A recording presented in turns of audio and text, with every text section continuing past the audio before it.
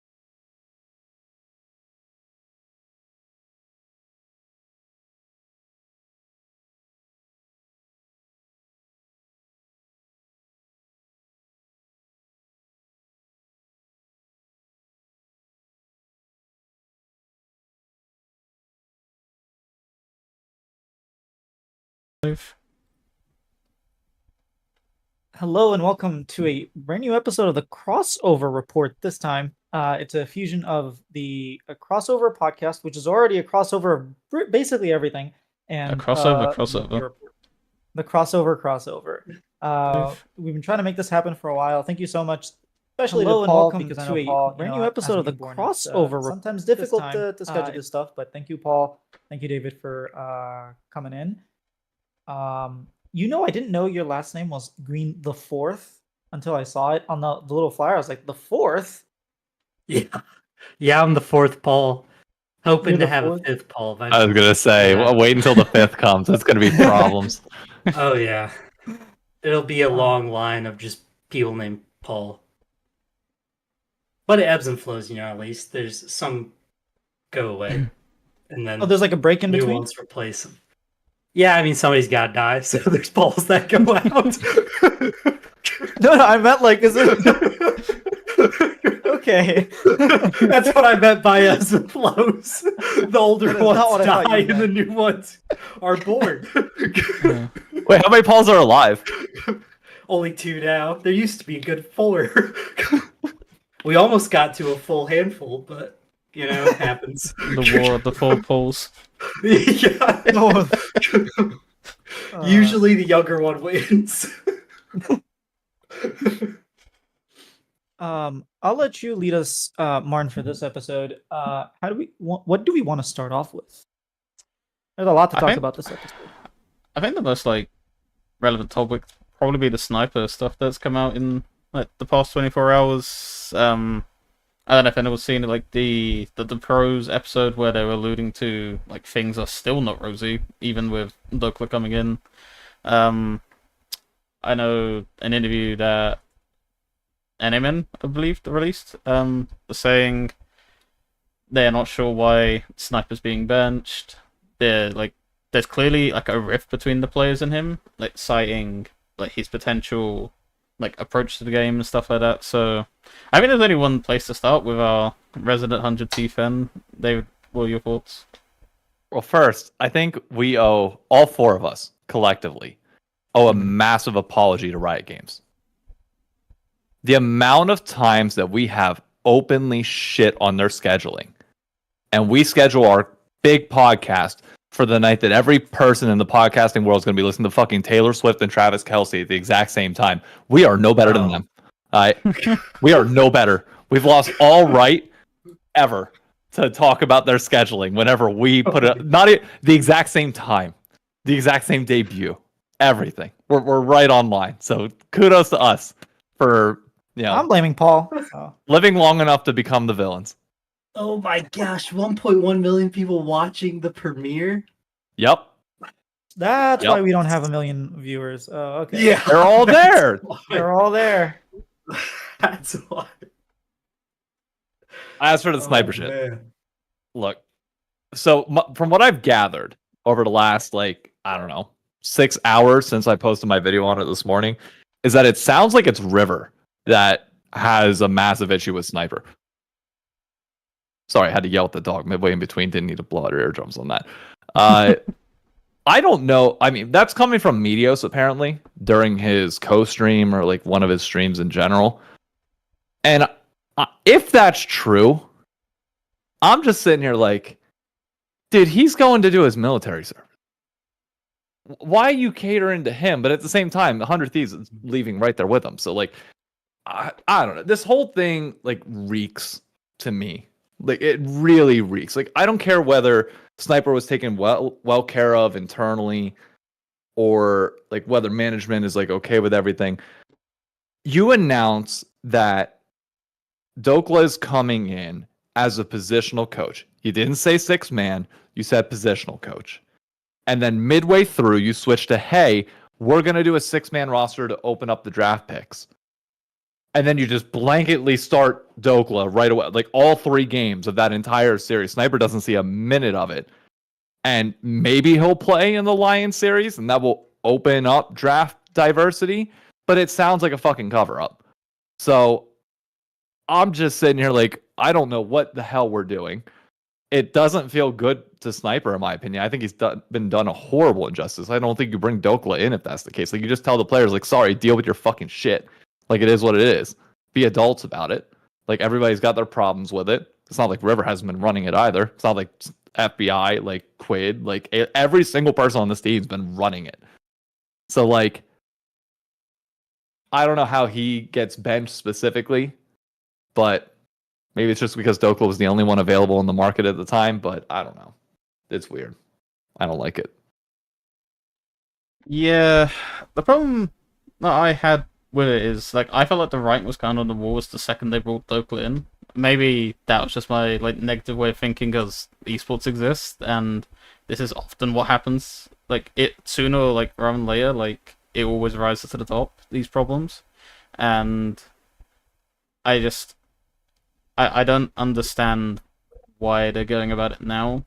I think the players are doing themselves like a really bad disservice in how they've, not even just this split, how they've treated the entire year, like the continuous, for even when they made Split 1 finals, like the bad practice, and I would put that also mainly on the coaching staff as well, that why is the environment so bad that players are like basically tanking splits because they can't get their shit together to lock in for practice.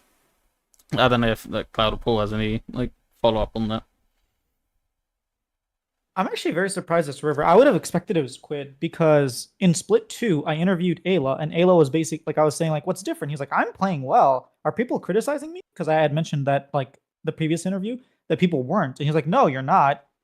People aren't, like, people are actually surprised the team play isn't there when you're playing better, FBI's playing better, like, assuming the team would be better. And he was like, yeah, we just have problems. And then I mentioned that Quidd kind of flamed River and said like there was a scrim set where he just stopped talking because he was like, River's just running it down on scrims and I don't want to play if this is happening. And he was like, ooh, I can't believe he said that in public. I want to see what he said. And so I thought that it was like maybe Quidd being very frustrated, and he was the reason behind Sniper not playing, because it sounds like Quidd has a verbal agreement on a team. It sounds like he's not very happy with the team that he's currently on. So I tried to put 2 and 2 together, but hearing that it's River, that's surprising, especially because, like you said, he's going to military. Unless he doesn't, he was technically supposed to last year, like the beginning of this year, and then decided to delay it one more year. So, yeah, it's really just on brand for this 100 Thieves like closing session. It's kind of just what they've been doing the whole time. I mean, they do everything that you're like, oh man, if they make that decision, that'd be a really awkward way of doing this. And the second they hired Dokla, I was like, yeah, that's 100% what they're doing. They're replacing Sniper with Dokla, and this is going to be awkward. And there's probably a player rift that will make no sense to me because I don't know who, like, Quidd is the only one who I think I would value high enough if I'm them to want to keep happy. But now that we know they can't even come back to the league, I don't get why you would try to keep people happy and get rid of Sniper and, like, keep the roster core together, because it's kind of done at this point. It's just an odd move. I mean, like, to be transparent, whose ass did Dokla have to kiss to get with this squad with the intention knowing that he was going to play and Sniper will be benched? Because there's no world, FBI? no world where you split up the 5 that are 100 Thieves like core brand and like core 5 for this entire year. Like, even if it crashes and burns, crash and burn together. Like, go out together. Like, why the fuck are you replacing Sniper? Even if he's playing bad, like, I'm not excusing him playing bad or him not playing solo queue, not learning Rumble after a year. But it's the final split, and the majority of this roster has been together for 2 years. Just play it out for the fans. Like, that's your obligation, in my opinion, in like this final split, is you do everything you can for the fans that you build up over the last 2 years. And bringing in like, you're not winning. We know that bringing Dokla in changes nothing about this team. But now you've soiled all goodwill as well. Like, whatever. Get me to the Lion series, please. I'm so ready for us to get our ass kicked. I cannot wait. Yeah. Would it be like, you guys are so cooked? in some ways, would it annoy you to see them start turning it up for this line series, and then it's like prolonging like the death? It will annoy me if it's with Dokla. I'll be honest, and that's nothing against him as an individual, nothing against him as a person. I've made it very clear. Love Dokla. I don't like this situation. If it's with if Sniper comes back in, they hit a little honeymoon phase and they go on a run, fine. Let them do their thing. If it's with Dokla, I don't mind us losing. I really don't. Mm. Like it does nothing for me. And if we're being transparent, is there anybody in this call that's picking 100 Thieves over Lion in that series? No. No. Exactly. I mean, come on, you guys stink. On the way out the door, you're just, it's bad. I mean, this is like exactly what I told you last week we were talking about it, is TSM on the way out. At least I could be like, no, I've seen this coming. We suck. You guys, unluckily for you, peaked at the beginning of the year, made it look like you're good, and then have just been in this death spiral of just thing after thing hitting. And then when the one thing that everyone would think narratively would be the Cinderella run, the kickoff that would send you to get back to your split one performance, it's just cooked. You literally, you got there and the pressure just ate you. You talking about us or the LTA/LCS? Because that sounded like a very similar story to me. Okay. All right, transition to the LTA. There's been a lot of talk. Let me just say like one last thing on like the players specifically. What is with the ego? Like, who do these players think that, like, FBI Ayla, like, these players, you're not getting a top team. You should be fucking fighting for you should be like sweating on stage, making sure you have put yourself in the best like position possible. Same with Quidd's getting to TL. That's why it makes sense that it's River. Like that's why Yep. like it adds up mentally, because it's like he's the only player, barring Quidd, if Quidd does have a verbal with somebody, that can just be like, guys, I really don't give a fuck. Like, I'm done after this year anyways. Like, I'd rather play with this person to like finish it out. And like he holds a little bit of power of like, imagine what would happen if, you know, they decide to bench River instead. Like, the people would freak the fuck out. Regardless of whether say he was toxic behind the scenes, not saying that he is, say that was the problem, and he was like, you know, scrim terrorist like type territory, which we hear from some people, like, you still can't bench him. Yeah. I guess my like question would be like, where does River think this roster with Dokla is going? Because by the looks of it, it's going out the door. The only reason they won that game one is because River and Quidd decided that they were going to go, you know, Shaq and Kobe again. You know, bring the dream team back together, but they did it when they were 50 and their knees blew out after the first quarter. So like, what do you want here? Like, if the wheels fell off in game two, our drafting's god awful. Like, shocker, the dive comp doesn't work against a team that can stop a dive. Who would have known?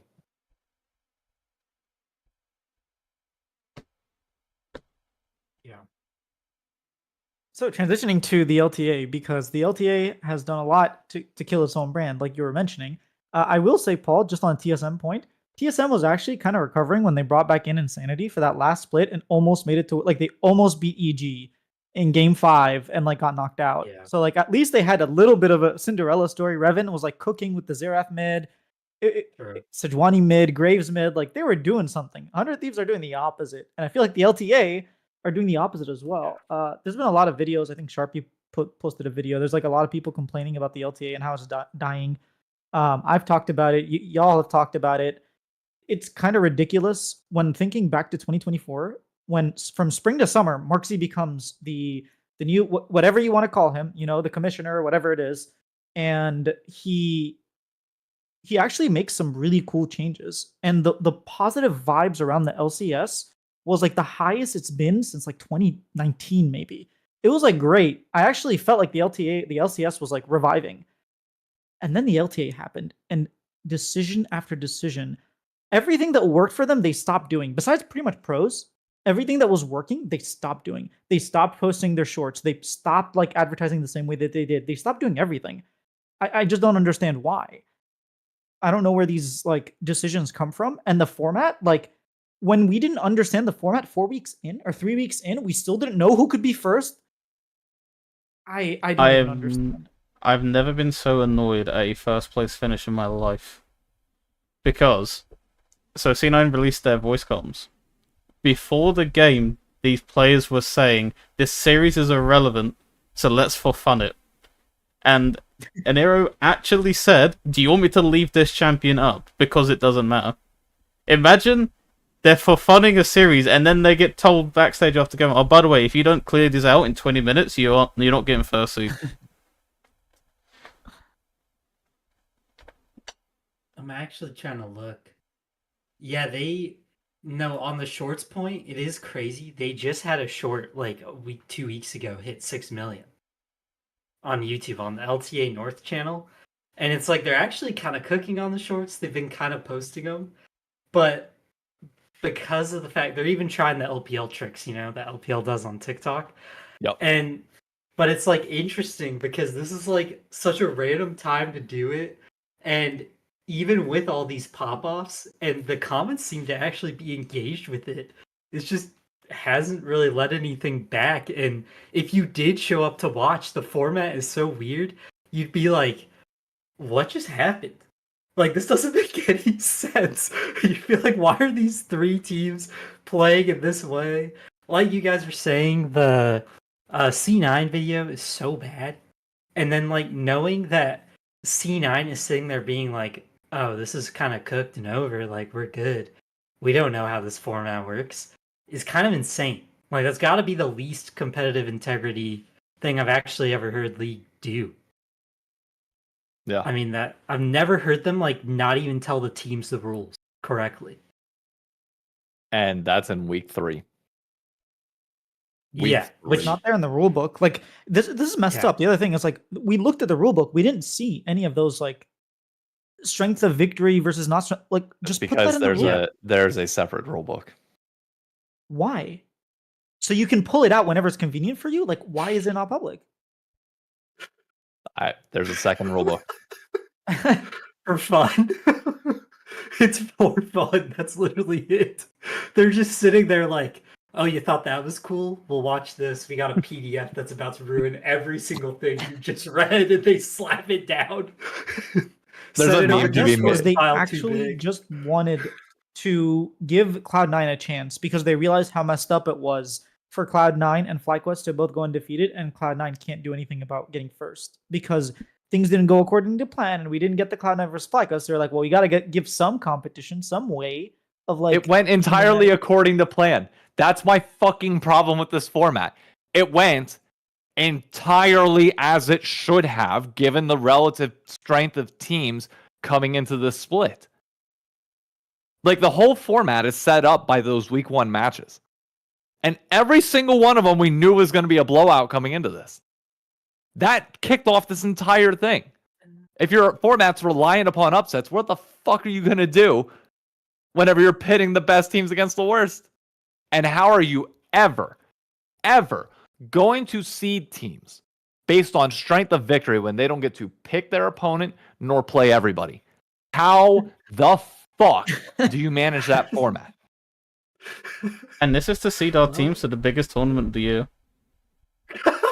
Don't say that. Don't remind us. We are for funning a split. This is not split 1, yeah. To qualify us for a multi-million-dollar tournament that hosts some of the biggest celebrities in the world. We go to the biggest locations, and we're doing pick and play, where we don't get to see our top 2 teams play. Oh, dear. And it even had a week 6. Week 6. Yeah. Week 3, we're all sitting here going, do I even need to watch this week? I could just watch the highlights and kind of phone this one in. Because honestly, if they would have told me that the Cloud9 series mattered, I actually would have probably watched that day. But on Sunday, I was like, okay, I'm going to do what I need to, and then I'm going to try to watch type of thing. Where I don't end up watching, and then I watch the highlights later to catch back up and figure it all out. And then I come to learn, even after the highlights, because nobody in the highlights mentioned it, they're the 1 seed now. Because the casters didn't know. I just learned that later. Yeah, nobody knew. So I'm like, what the heck? They picked? And then they picked Shopify. Could you imagine if the casters were like Flowers was actually getting hype because they're like C9's gonna do it, they're gonna beat the clock.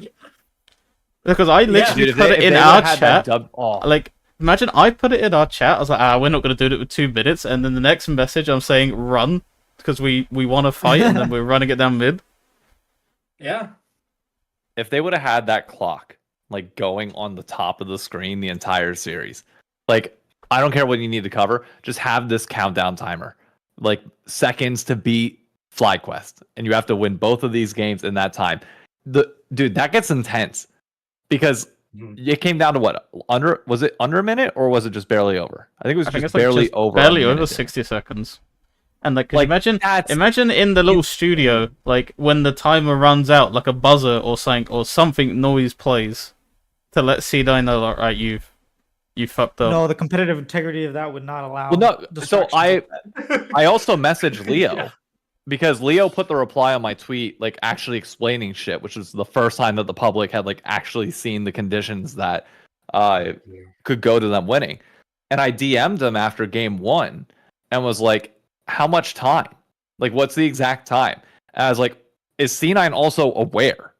Like, do they know that they need to win this game by a certain point? Because that changes how you draft. Say this wasn't the case. They had like 30 minutes to work with. But say you have 24 minutes.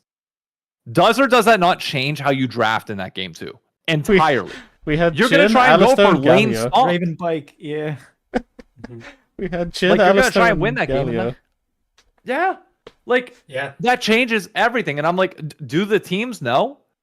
Like, do they know the time? Now, I would love to know. I need a narrow to answer that question for me. Did they know going into game 2 the condition that had to be met for them to win or for them to finish first? Like, I know they might not have known in that game 1, obviously based on like the draft comms, but going into game 2, would they have been filled? They didn't. Because the managers were replying underneath one of the tweets that said, "Are you sure?"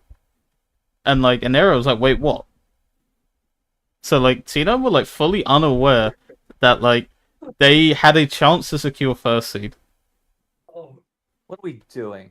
Could you imagine if we for fun that series? Imagine if we actually for fun that game 2 and just fucked around and found out. What are we doing? And then I have to sit here and watch them play a fucking ARAM and floaties. Yep. And which is still hilarious. They picked FlyQuest, or they pick Shopify, and I'm sitting here going, "Oh, we dodged FlyQuest. Life's great." I thought FlyQuest just didn't pick us when I looked at the schedule. I'm not even like when I looked at it, I thought, "Oh, they picked TL. Like, this is great." And then I learned that it was C9 who picked us, and they were like trash talking us, and I was like, "I don't care." I was like, dude, that Loki line was a banger though. It was. Yeah, he was like, "Everybody's fine except for you, so I want to play you." Yeah. I was like, "Hey, that's good trash talk," but to be honest, I'll take it. This worked out as good as it can. I mean, I'll take Cloud9 as well. I think there's more to learn from Cloud9. I feel like it's hard to learn from FlyQuest, so I'm definitely down to play Cloud9. C9 are beatable. I refuse to sit here and say that they aren't. They should had TL had a competent top laner during those series, they would have won. Competent mid laner. What are we talking about APA running it, by the way? Like, I mean, people have been talking about that for 2 years. And just like me and Dave are like his perma safeguard. We always just, if somebody goes, APA is running it down, we go, "Oh, no, he wasn't." We're like, "He's fine." And we just look the other way, and they're like, "No, he literally lost the game." And we're just like, "Yeah, those Koreans, man, they're getting old. They are getting old." We just lean back. We're like, "No, he's fine." APA going melee range on Ziggs? Yeah, no, it's fine. He's not one of the most longest range champions. Who cares? Yeah. Did you see that Impact TP though? He could have TP'd closer. But no, let's be honest. Impact was getting his shit pushed in lane consistently that series. Dude, that game too. My God, that was illegal. What happened? And they still had leads. That's the wild part. He's getting his ass beat, and C9's still in a position to lose both of these games fairly easily. Like, imagine what happens if carry. Like, you just can't. You have a non-existent mid laner and top laner. You can't have. You can win with a bad top laner. You can't win with a bad mid laner. You just can't. Ginor was what, 5-0? 5-0-1. Mhm. Something like it was 3,000 gold up, 3,000. Like, please. I will say, our execution on Teamfights is actually improving. Like the problem I think that Dom was alluding to is that we're trying shit because we have our sole focus on FlyQuest, and I think our early game is absolutely tanked off a cliff. Because we're trying, like, the problem is we're trying to more focus on bot, because that's what Dom was saying, like, one of our biggest, like, weaknesses against Fly is they always just get a pushing bot, and then Butu can go fucking roam, like, and do whatever he wants. So now we're trying to, like, pick the Nico and pick these more aggressive lanes, because the Sven's played 6 champions, like, throughout this split already, and we're trying to be a bit more aggressive, but I don't think our early games looked like as clean. I think our mid game's actually improving, and I think our fights, like, we fucking clapped them in fights. They didn't. They were dizzy. Well, especially Impact was. Yeah. So I was gonna say 6 champions. That's not a lot. You've only played 6 games. yeah. Yeah.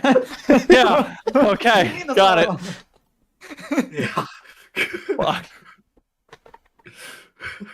Could have played more if we Look. played FlyQuest, but oh well. I will say, We don't need that in our lives. I'm not calling the upset entirely, but I think if Shopify's bot lane can hold on, they stand a chance.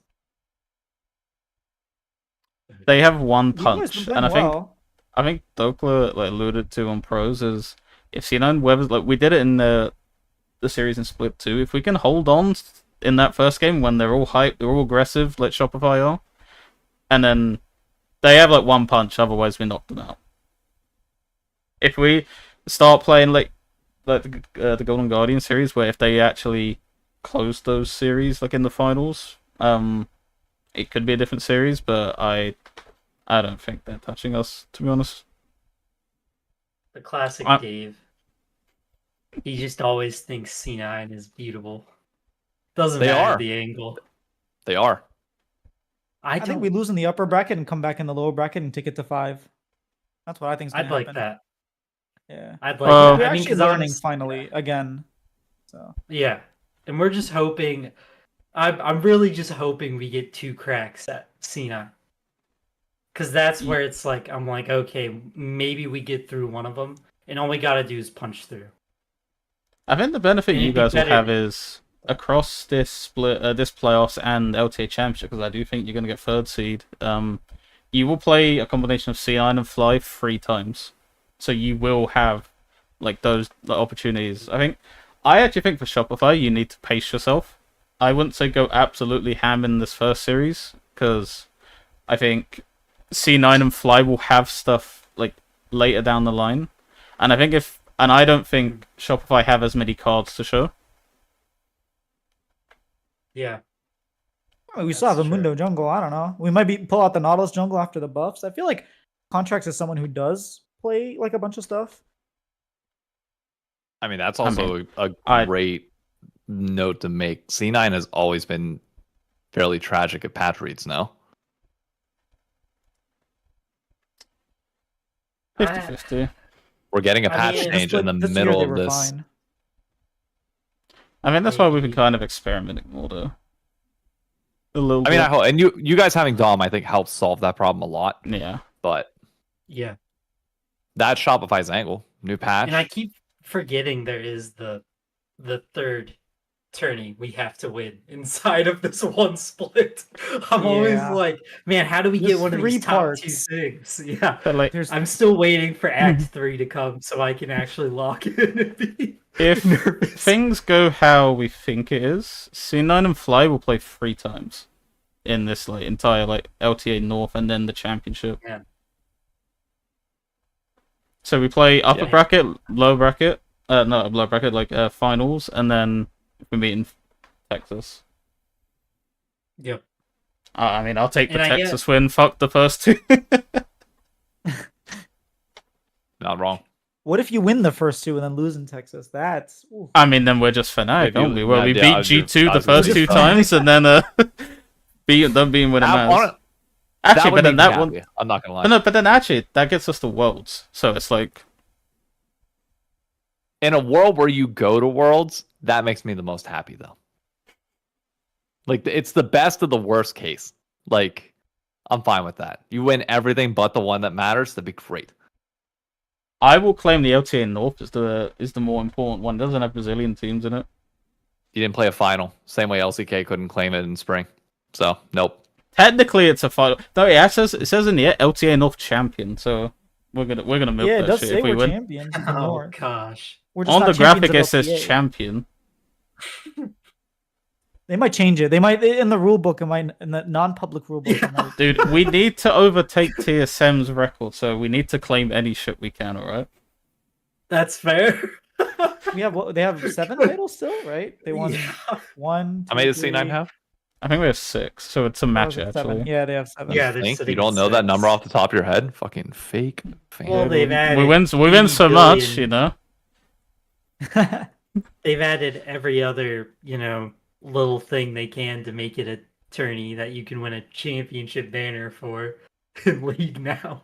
Maybe like TL So trying to it's- claim their lock-in titles. Yeah. Wait, lock-in real. has more integrity than this LTA split. Actually, At least we knew the rules. I mean, sure, yeah.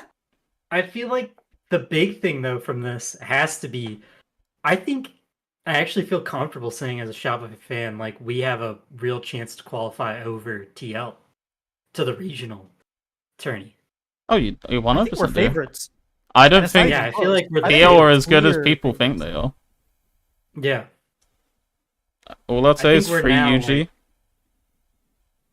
Yeah. They have 2 competent players on Team Liquid. UG's still learning. Impact is not playing League of Legends, and APA is like getting leads every single game and then finding creative ways of throwing. Like he just can't team fight. He lost to Lion team fighting. Like I'm sorry, but like at what point are you a top tier mid laner if you're losing to like a bottom 4? I don't understand. Nothing Yeah. makes me happier. I'm not even trying to not even as an NA dunk. It's ever since they did that pros episode where you had Palafox, APA, and Quidd just shitting on Loki,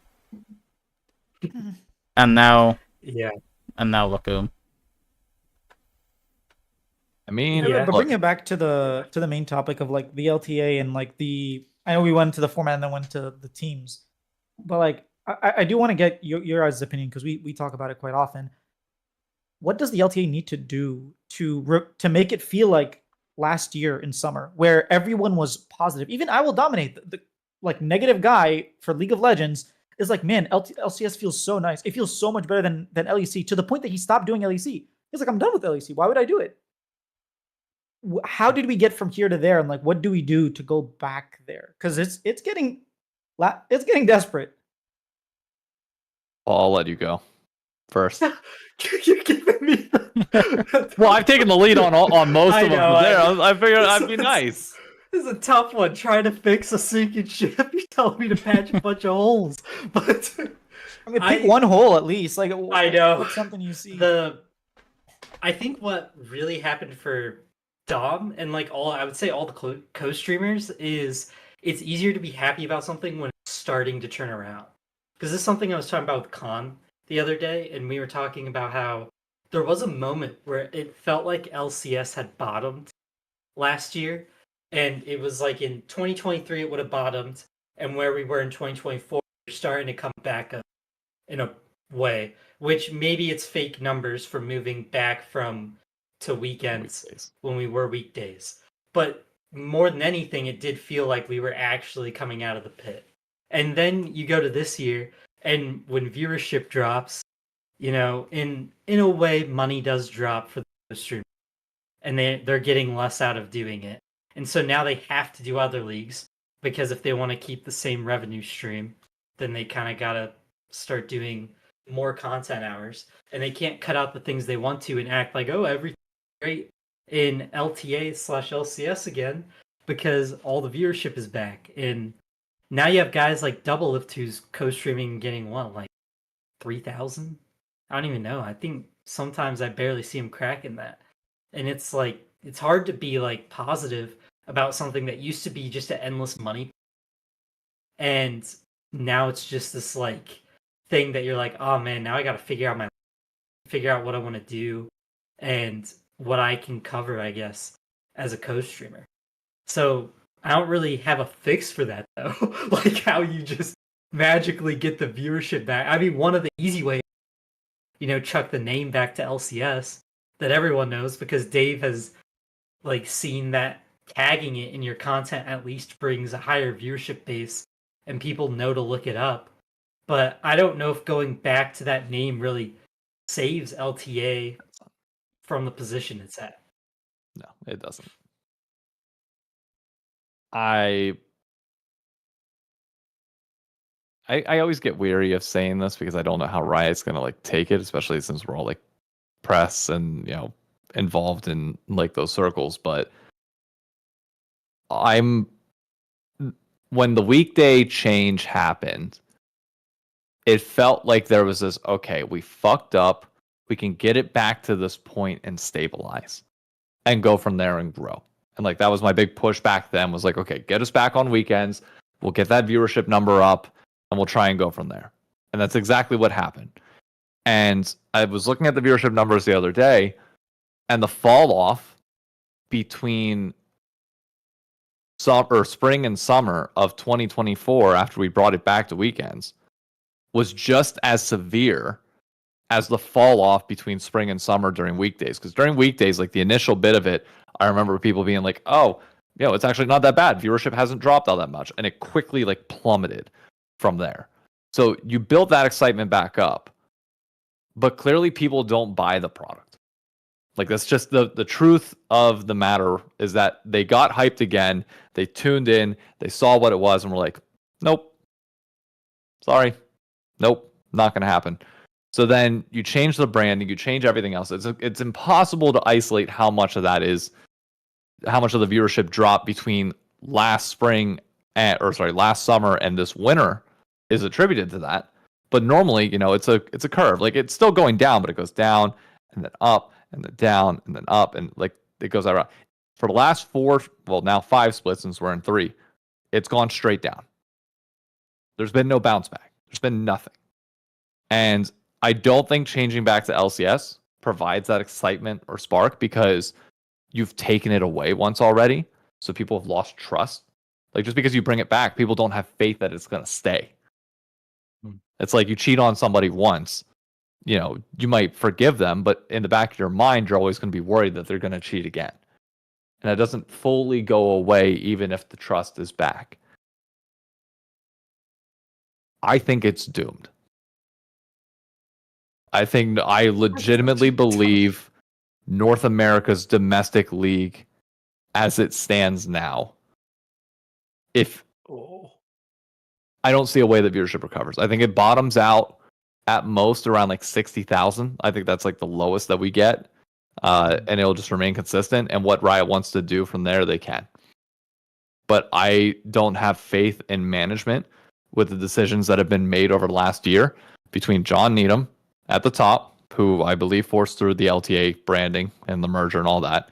Chris, Mark, Carlos, Raul, all of them, I have zero faith. They've continuously made choices over the last 2 years that have been against the best interest of the product as a whole. Like the North American specific product as a whole. They've lost my faith. And because of that, I think I know they lost the faith of the general public, but once you lose the faith of people like us that are kind of the communicators of things, like it only gets worse. So I don't know where it goes from here. Like my theory has been like I'm prepping to rebuild from the ashes whatever comes from this. Like that's my thought behind it and my angle and approach. But they could change the name. They could change everything back. You could make it full promotion relegation. But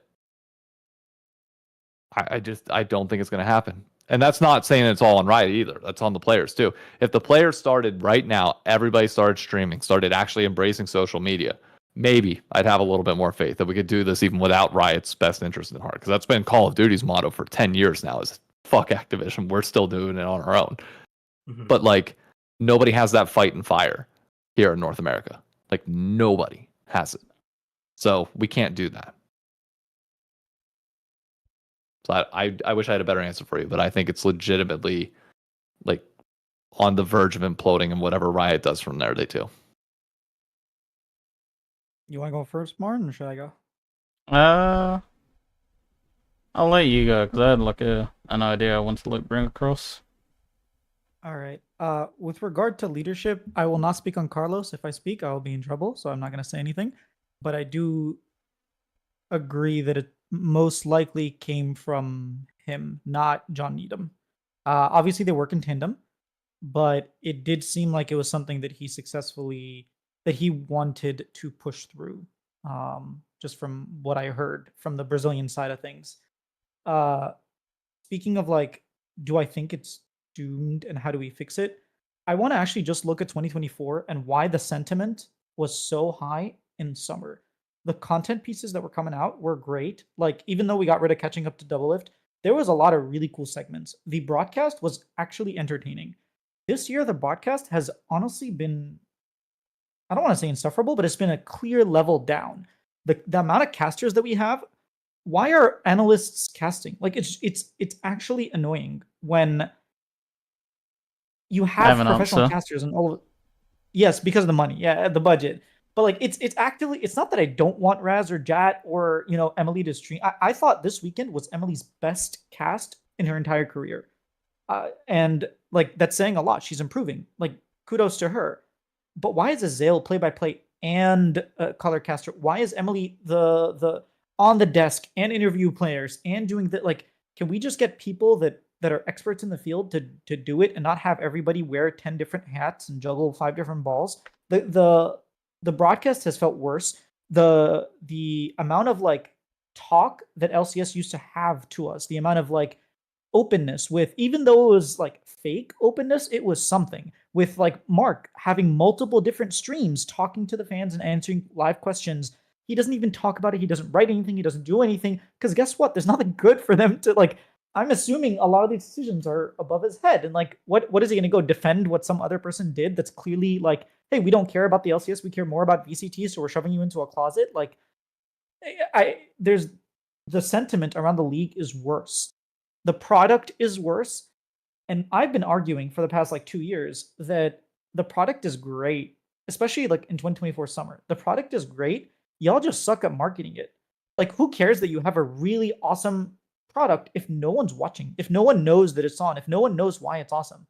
Can you guys get on social media? And guess what? They hired a new like CMO, Chief Marketing Officer, or equivalent of that. Like, Chris Gilly told me this, and he's been killing it with like pros. I don't know if it was like specifically him or like he found the budget for it or whatever it is, but like with pros, with actually getting on TikTok and shorts and like starting to do things like the segment they had after Jensen got kicked and went to Dignitas. They had Jensen versus Inspired, like just like a one-on-one trash talk session for like an hour. That was so much fun. They were actively trying to market the league as like something engaging and like constantly competitive and like fights, almost like I don't want to say like MMA style, but like it was entertaining. And the step back that they took from that to whatever they're doing, the product sucks, the marketing sucks. Like, even if I argue, hey, market better, like, what are you marketing? I don't know the answer to that. I can't market it because I don't know what the hell is going on. I can't even tell you how Cloud9 got first until like they got first. So it does feel like it's a sinking ship. I think the way to fix it is like just figure out what your bottom is and stabilize that bottom. Stop changing, figuring out whatever sucky format you have, just keep it so that at the very least we can do something to like, even if it's putting lipstick on a pig, like at least let us do something. Let the teams market something. Let the league market something. But you need to stop with all of this like Mickey Mousing. You just need to stop throwing changes at the wall because you're all incompetent. No one gets fired for the bad ideas, so they just do more bad ideas. That feeling that. I will also say, you saying that just made me realize how big of a difference Mark not being around to work on content is. When he's not leading, like a lot of the content things that like made it great from in like 2023 going into 2024 is they were like trying to like overcome and fix some of these things. I'm pretty sure they were directives from him, because like the supplemental content from Riot this year has like been, it's just not there. And like I don't want to be mean to the on-air talent at all, because like I know they have things that they're doing, but like where's like JLXP? Where's Jat supplemental stuff? Like Emily, I know This or Emily that, still does. yeah. I think she does the thing with does not. Kelsey, or they do. Stopped. No. Okay, so they stopped. Raz and Flowers, Flowers, I will never criticize. He's a GOAT caster. He provides enough value as is. Raz, like I know, does some TikTok content, but like, He's not where's the streaming at home, supplemental right? stuff to help market and push us besides that? Mhm. It's not there. And like, is it fair? Like you're already putting in those hours on broadcast. Maybe not. No, maybe you don't see that as fair. But I think that's where we're at. That we need you to be doing those things. We need you to be a face of the league. And I don't feel like anybody standards that you have to do. I think, at least on the casting side, not preparing for Freak's retirement and bringing in like the next caster and then bringing in Zale just because it solves your money problem where you don't have to fork out for another big caster was one of the biggest slaps in the face to Freak you could give. Because when he was like, at the time, the LCS had the two, in my opinion, best casters in esports in Freak, and I know Freak's controversial to some. I feel the way him and Flowers present games, I don't see another commentator that matches them personally. And preparing, like not even preparing, but just bringing in Azale, who I think Azale does a great job.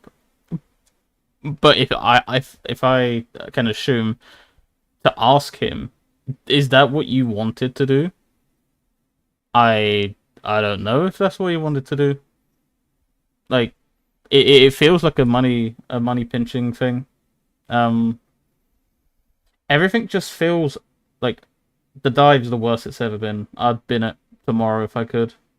Pros, I don't enjoy because they just have a revolving door of like the analysts doing it. It feels like like when we was in school, like a supply teacher coming in last second. That's like not even in the like remotely the same subject. They're just coming in, picking up a piece of paper, and like, okay, let's work with this.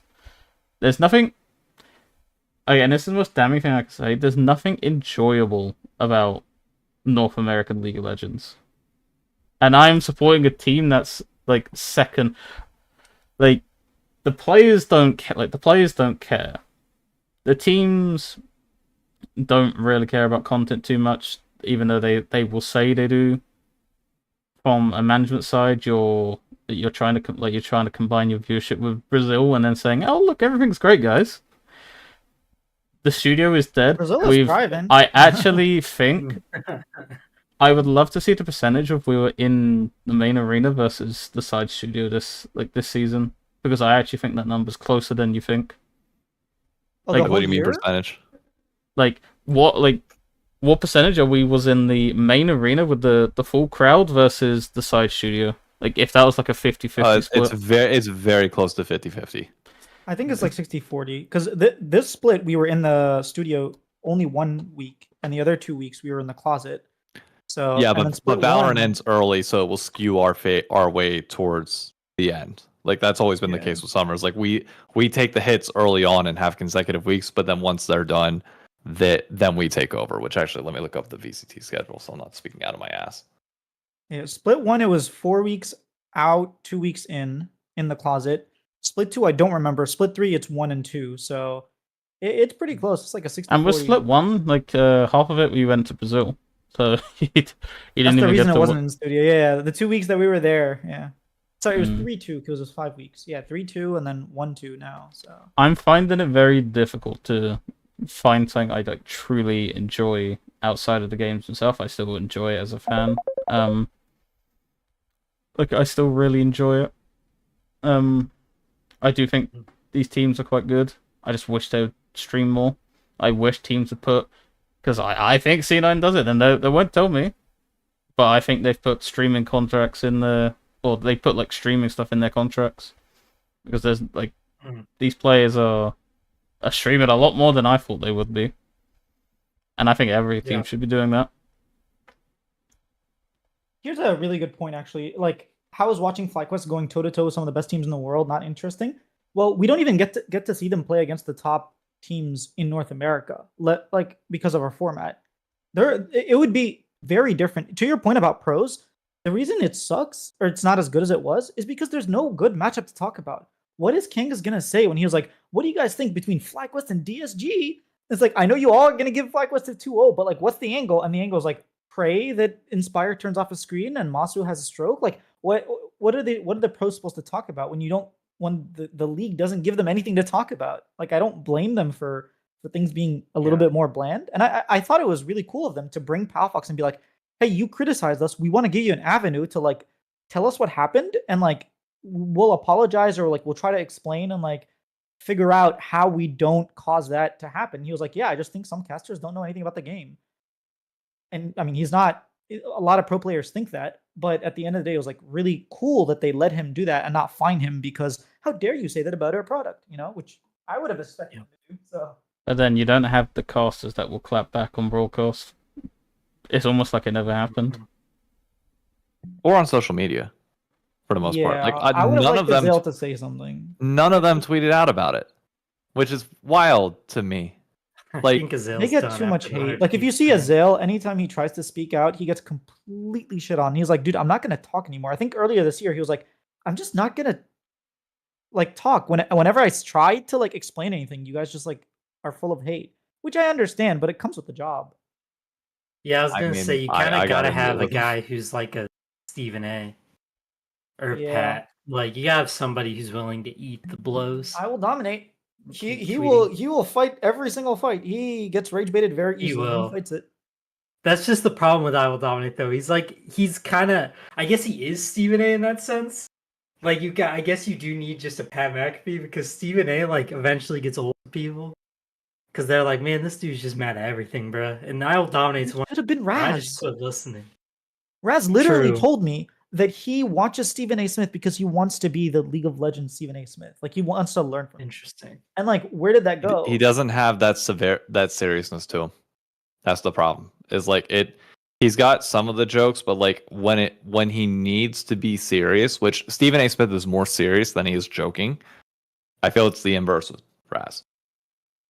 I love him, but he doesn't have like that. Like I don't see him just getting into arguments with people for the sake of getting into arguments out of pure passion for wanting to do it. It's like that doesn't happen. They never argue on broadcast. They never take separate positions. And I understand, yes, because everybody thinks FlyQuest is better. But even when they're like, oh, I think Cloud9 is going to beat FlyQuest, there's never a debate of like, well, I actually think Blabber, if you look at the last few picks that he's been doing, he actually plays really well around the bot lane. And that's why I think they're like, that just never happens anymore. It's always yes and. This isn't theater. This isn't improv, guys. Like, bro, that's why I had such I mean, we're in a safe space now with all of us. I can vent about this a little bit. That's why the Azale stuff pissed me off with the 100 Thieves shit back in Split 1. Split 1 with finals.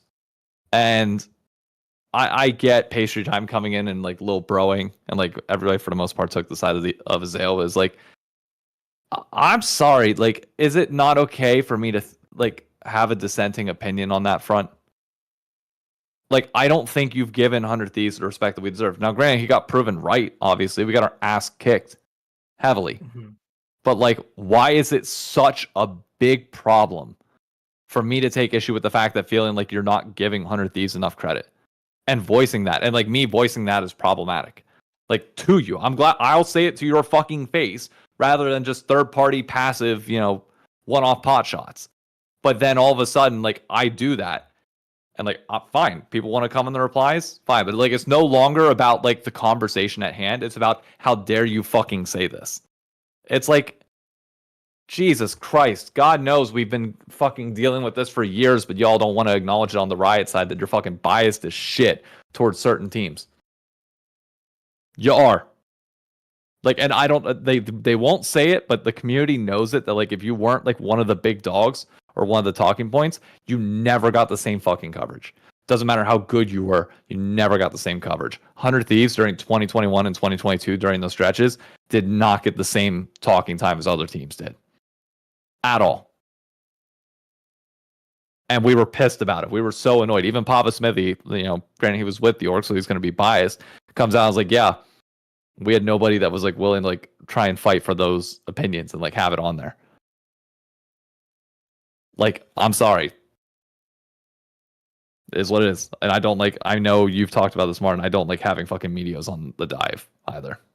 Mm-hmm. It doesn't flow well. It does not. Do not have a representative of an org on that at all.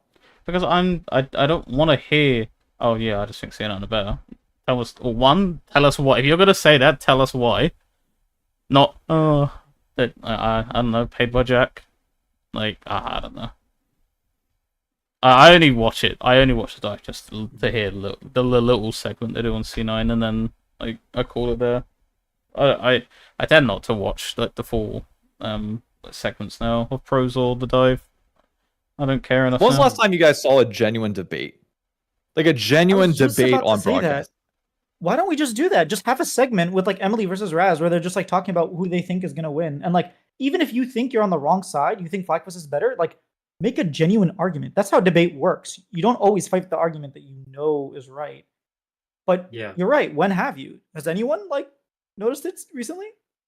No, I haven't seen shit. No. I mean, it is a little bit of what Dave and I talked about as a lot like you guys were saying earlier, and mainly you, Cloud, was the consistency that we need. Like, Dave and I were talking about how if you're going to remove 100 views right now, it would make sense to us that Riot should just also take Dig out. And then when we restart this, lock all your teams in and talk to them and say, we're locking you in. Like, we want you here for the next 5 years. We want to keep this consistent because from here we got to rebuild. But this is our bottom, or what we believe to be the bottom. And this is where we'll turn around. And honestly, you may have to also look at like casting and be like, okay, we've had people who've been here through the highs and the lows, the full build and all that. And at some point, people do burn out, or just their ability to entertain runs out. At some point, people just get tired of something. And you do have to consider, like, and I know that this is talking about their jobs, so it's a little awkward, but it's like at some point, somebody has to be the one that you can point the finger at. And we know John Needham's not going away, so I don't really know what you do there. He just got promoted, so yeah. Yeah, I can say whatever I want about any of these. I know none of you can, but I can be like, this guy should be fired, he should be fired, he should be fired. But some point they gotta look at it and be like, okay, the crowd has seen this guy, and this guy for like 5 years now, 6 years. They're always beefing with this guy. The beef never turns into actual PR to grow the game, or it doesn't keep fans like in tune with the game. At what point do we just kind of push this one out? Like Jat making golf content at this point, it's just not working. I know Dave loves golf. No, like, I hated that video though. I know. But Jat's ideas, like I love Jat from the days of, and I remember him fondly, so it's hard. Maybe it's time for him to go. But it is one of those things where it's like, you've been here a very long time, and maybe it is just time to like, let's pick the new thing and then stick with it and see where we go. Because at worst, we're just going to die like we are anyway. And at best, we're going to grow. I don't think Jack gets the respect he deserves as a caster. Like, this guy is like agreed. Multi-time like world's finalist caster on the front. He was defending League of Legends on ESPN like back in the day. Yeah. And this guy gets demoted to a lounge role. Yep. Fuck off. I will say I that, think it's because he fucking took the coaching jobs. Has to be. Yeah. Like, has to be. And the development job he did. Yeah. Yeah. But at this point, when I look at him, I'm like, is anybody watching LTA for Jat? Like, no, absolutely not. I know it's very hard to gauge what he brings, but it's like, I think it's more like if old. Like, the thing is, he's a recognizable voice, and when he's on the like one series within like 7, people are gonna say like, "Where is like Riv? Where's Jat?" Like, obviously, there's the way. If there was the very first thing I would do for 2026 is I would start the show. It's like fades in black. There's like a hooded figure walks through the venue. I think you will kind of get an idea of who like walks through like the backstage. Yeah. Like pulls the hood off when he's in the crowd and it's Dash, and he just goes like hype. I would go and get a host. They won't let Dash back. No. I tried talking to him about it, and he was like, "Why? Like, even if they told me to come back after what they did, like, why would I keep relying on them after I did so much for them and then they Yeah. stabbed me in the It was back? the biggest criminal Yeah. offense that they could have done, was removing him. And Yeah, that is true. Here's what I would do, personally. I would have the set casting, I'd have 2 casting groups of Flowers and Kangas are your play-by-play. I think Kangas is killing it in play-by-play, by the way. Yeah. Like, for all, I know a lot of people voice concerns about Rafa. I don't see many people voicing praise enough to what Kangas is doing on cast. He's absolutely killing it. His vocal inflections are phenomenal. 2 of them are permanent casters, right? And they're just going to keep rotating off. Analysts, or sorry, not analysts, color commentators, I would have Jat, Azael, Kobe. Am I missing anybody that has to be there? no, that's like. Well, Oh, No, sorry, Flowers. yeah. They're Yeah, understood. casters. Mhm. 3 color commentary that can rotate off, and then you do a tri-cast when needed because you have big games, everything, multiple yeah. different combinations. Fine, and then your desk is set. And I think your desk is somebody hosting that is not one of the color commentators. They shouldn't. The people doing that there should not be on the desk. Whoever you want to host. I will dominate Emily, Rand, and maybe one other person. Maybe Raz. But Dom Yeah. needs to be on the broadcast. Assuming he wants to. If he wants to be with the team, fine. But I would max out what you can possibly give him to get him on broadcast. I think weekly you need to have someone of value on in traditional sports, they'll have the old player, an old retired player, be on broadcast every single week. They need to do that for LTA. I think something, and this is just a pipe dream, I wish they would do testimonial matches for retired players. So once you retire, so in the Premier League, once you reach 10 years with a club, you will then have a testimonial match where you will play with your old team of when, let's just say, if he was in Doubler, for example, he could say, hey, I want to play with the 2016 TSM roster. So then they would have a match against another team of legends. That just brings instant oh cool, we get to see Bjergsen, Double Lift, all these old players in the LTA arena. I may have never get to see Bjergsen play a game on stage in League of Legends, so I'm going to go to that. This might also be a controversial opinion. Don't know. I think League has swung too informal. I think that I do not. The lounge I would like to see go back to the Sports Center style. I enjoyed watching that more. I enjoyed that style of it way more than I enjoy the lounge and the casual side of it now.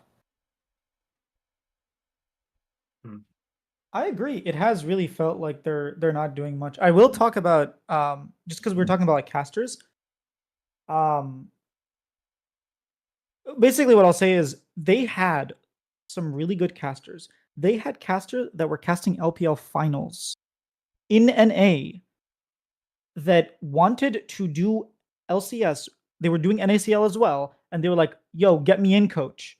And they were like, nah, let Azael do play-by-play as well. They had some of the best casters in the world ready to cast. And they were like, well, we don't... They said no.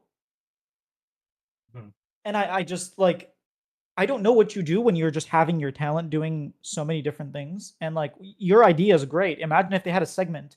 Imagine if they were a little bit more formal. Imagine if they did really cool things that we know they could do because they used to do it.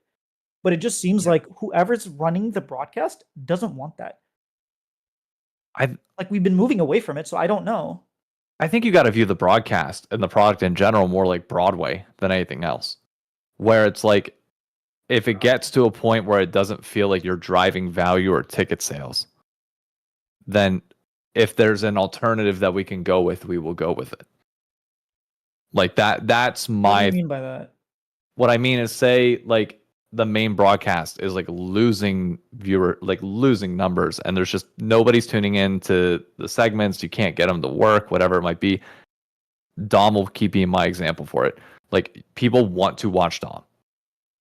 And he can be very analytical with things. Put him on the desk. More people, here's my question to you. If anybody that was on broadcast went to try and co-stream right now, how many people do you think they'd have watching their stream? A lot. How many did Dash have? Oh Yeah. yeah. He No, yeah, they would not have a lot. They would have a couple hundred at most. At most. that's where Dash Nobody is has now. built themselves is- up as a personality. What is Dom getting on his co-streams? 5,000, 6,000 His average. videos get way more. Exactly. It's like Yeah. yeah. Okay. His YouTube channel is amazing. Because I was gonna say I'm not sure how many people are like tuning in to live I Will Dominate. Is he really gonna When- save it? Type of When no, he's not going to save it. But he's Internationals, going he to gets a change. lot. He will change the energy. okay. You can feel when people want to tune in for something, and like people right now are like for a personality specifically, and like you need personalities on your broadcast. You do. Yeah. Like the reason why all these people got hired, like the reason why Jat and Kobe and Azale and like so many of these like former players turned broadcast personalities were there was because people wanted to see those personalities on broadcast. But you have to keep cycling through.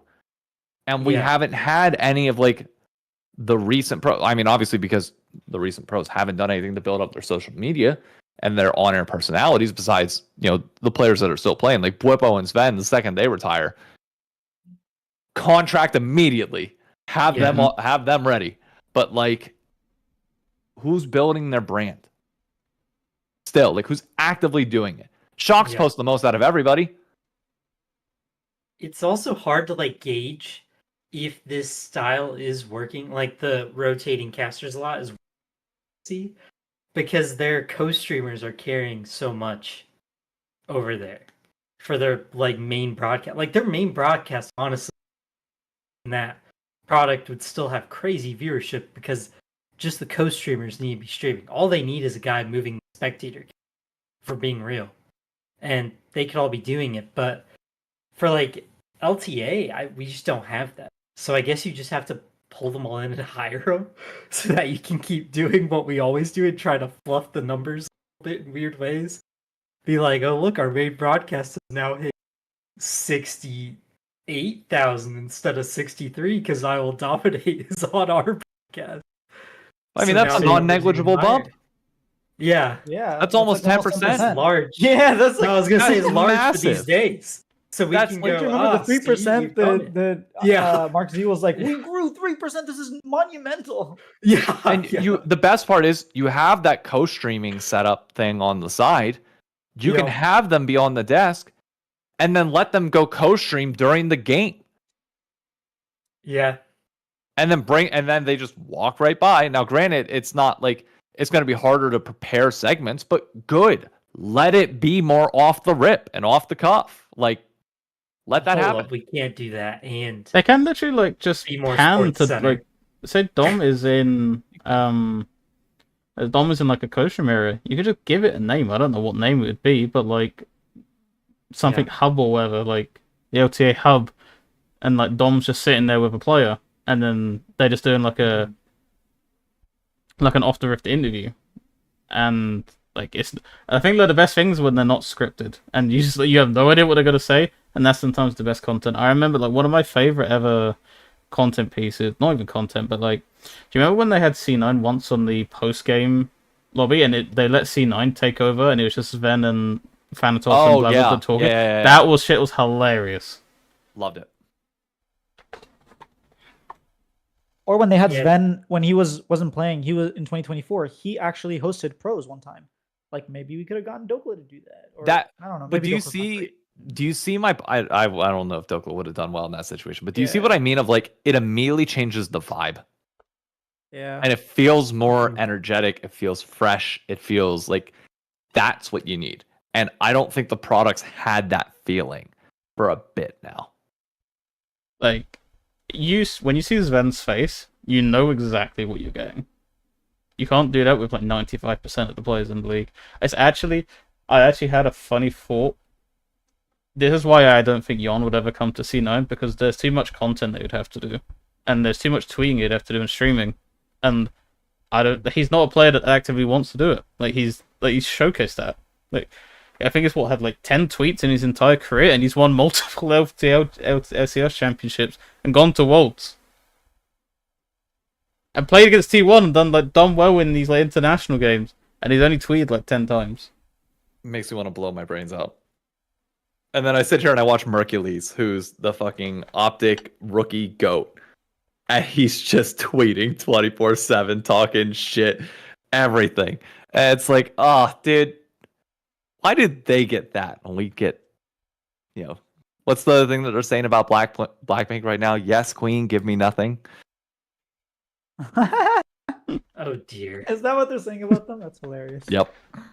That's where we're going to now. We're gonna have to go with Blackpink to save us. They're Do we wanna definitely go not on in to, my area anymore. Questions, Carl? We The did what? I mean, have they questions, actually probably would. So we Would they ask out? weekly. We will ask like our people in our Discord, like if you want to send in questions, and we can answer them. We do have a couple. Do you want to pull them up, Cloud? Yeah. So Beans asked thoughts on Sharpie's video he released yesterday. Did you guys watch the video by any chance? Yeah, I it live on watched. stream. Yeah. I watched David watching it. Oh, That's okay. what I did too.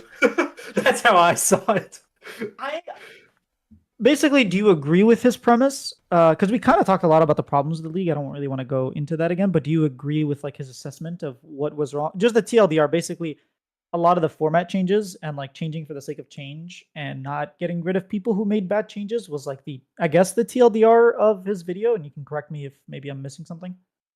I will say, and I recognized it yesterday, he glossed over the impact of COVID pretty heavily he did. on some of the changes. He didn't even mention it, I think. No, I don't think he ever said it. And on top of that, like, it was kind of framing like 2018, 2019 as like this golden period when the reality was the fall off was starting to happen at that point. And the problems were really like, we were in the middle of like starting to worry at that point, but it was like 10% very back of mind. So the time frame is a little bit different, but the overall points, I for the most part agree with. Yeah, I thought he was. When I watched it, I was like, oh, he must be a not newer fan, because like now the newer fans to me are actually older if you're being real, but like the David era fans, where it's like, oh, this was the golden age, and then we had this. I was like, bro, this was kind of a fall off, and then COVID like artificially saved viewership numbers essentially because nobody had really much to do, and viewership numbers went well again, and then all of a sudden, like after that, the real dark age started, and it kind of staved off that death for a little longer. So, I think and I guess split TSM having a consistency- random bomb. I think that split consistency is one of my biggest problems with the LTA. It just feels clunky. It doesn't feel like a straight line. Every league, in any sport, in traditional sport, in esports, it should feel like you're going in a straight line. You're leading towards something, and each split with the different format, like you can have different formats, it's absolutely fine, but it's clunky. I also feel like if you're a top team or a bottom team, you're getting the least amount of games possible. I don't feel like if you're in that middle pack, I feel like that's where you'll benefit the most. In terms of how many best of fives you get, I don't feel like I've watched my team like at all this year, to be honest with you.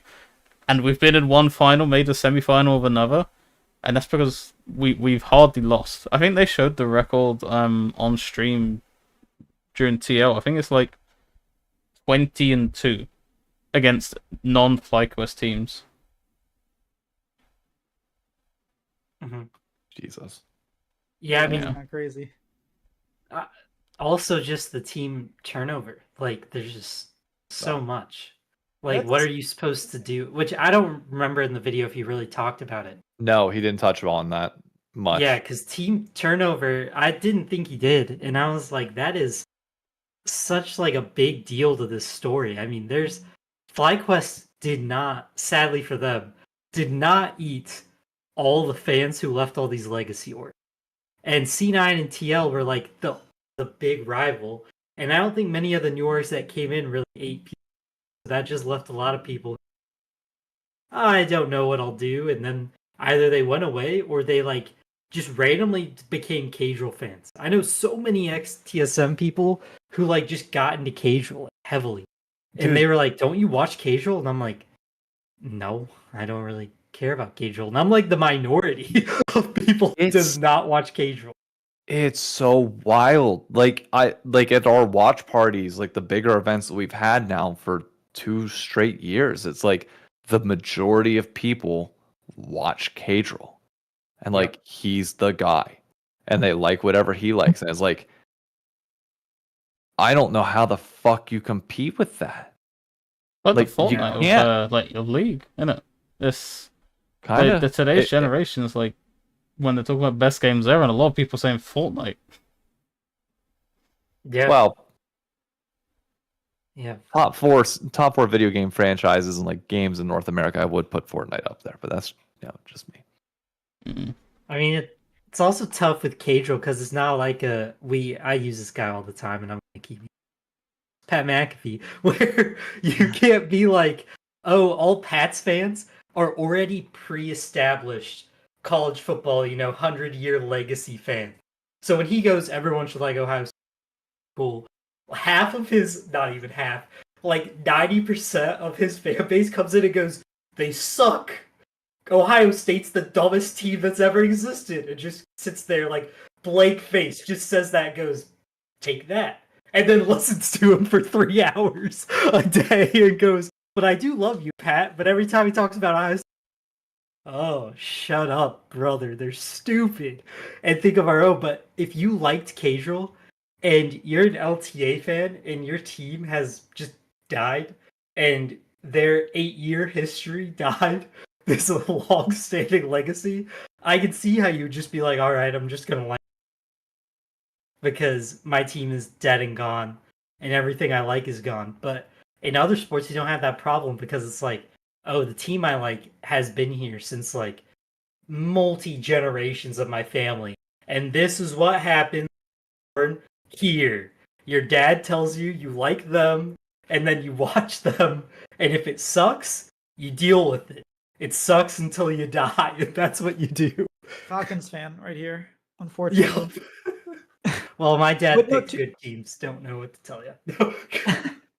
To your point, Paul, like I think the big thing that he missed is the fact that the teams were changing. There was so much boomerang, not just the players, but the team, that it became a thing of like, just when the format kept changing, there was less and less appeal for people to watch. If the teams were still there, if the teams were making content, if the teams were like actively gaining more draw, then the formats would have an effect for sure, but it wouldn't be to the point where people are like, there's nothing for me to care about. Because guess what? My favorite team is gone. NRG are gone. CLG are gone. TSM are gone. Like 100 Thieves are going to be gone. Optic came and left. Golden Guardians came and left. EG came and left. Like there are more teams that have left than stayed in the league.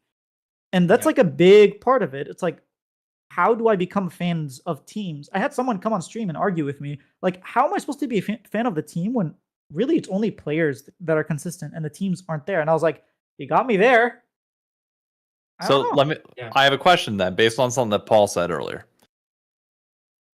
If you could structure the LCS next year, because I'm going to keep saying it's the LCS because Riot, there's no way they're that fucking dumb. If you could structure the LCS next year, how many teams and what teams? Who do you have faith, assuming it's a 5-year commitment, to properly build this thing out? And if you don't have faith, give me as many teams, like say the number, but then give me the only teams that you think should be like guaranteed a part of it. I would go one step further and make them sign contracts to do specific things in content. Like we saw that didn't work in Valorant, but I get your point. Really? Like the streaming contracts didn't work in Valorant? Oh no, I thought you meant like the org, like minimum content marketing, like side of things. It would be a minimum of like you have to have your players stream every single week, like a certain amount and a certain hour total. That's what I would do. I agree, but yeah. I've seen like Valorant. Sorry, like the thing with like Valorant is the players actively care about their brand as well. Like, there's so many players that have hired editors. Like, I know even like for C9, Oxy, one of the most. We are a middle of the pack team. The entire arena is packed with these fucking white t-shirts that just says Oxy fan on it because like that's what we decided to come up with. white T-shirts with Oxy. Yeah, like because There's yeah, there's a and then Oxy like Cody meme to be made. and then like you'll have like rival players on our game day just walking around with Oxy T-shirts. Like it's fucking hilarious. And he has like a full-time TikTok. I mean, he's got like 300k followers on TikTok. He does so well, and he's like posting daily. Well, their account is posting daily. Mhm. Like, find me an LTA player that can get 300k followers on TikTok. Or maybe Bwippo if he Probably just Whippo. decide to do it. Yeah. Oh, yeah. Sven maybe as well. Sven's got the personality, but I Bwippo's don't think he at has the drive for the 221. content. I don't think any of thing them is- like Yeah. actively like social media like that though. That's the thing. Like, Sven has Yeah. the personality, but doesn't have the drive for it. Mhm. I mean, I will say a lot of the Koreans stream a lot. Like Saint streams, I think every night. It's just Mhm. like not to. Oh, I love the daily He needs to do it for Thanatos like VOD posts, even though they only get like 5 views. Yeah, they're nice to watch him like leaning and stuff. Mm. But there are some Koreans that stream. I think Quad hasn't been streaming recently, but he was streaming a lot on like a Korean platform. Split One, a lot of Flacos members were streaming. Busio was streaming a lot, but I think they kind of just stopped.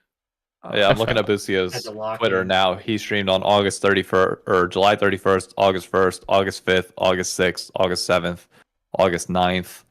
That's a good bit in the last like 2 weeks. Maybe, Okay. and maybe it's just me not looking hard enough. But why does it feel like FlyQuest in terms of like their content and like drive has slowly fell off as the seasons like progressed, and they've just gone from being loud and active and noisy neighbors to they're just completely quiet now. They also haven't streamed scrims the split. Saying they started it, they had the opportunity to Yeah. keep doing it. They didn't want to do it.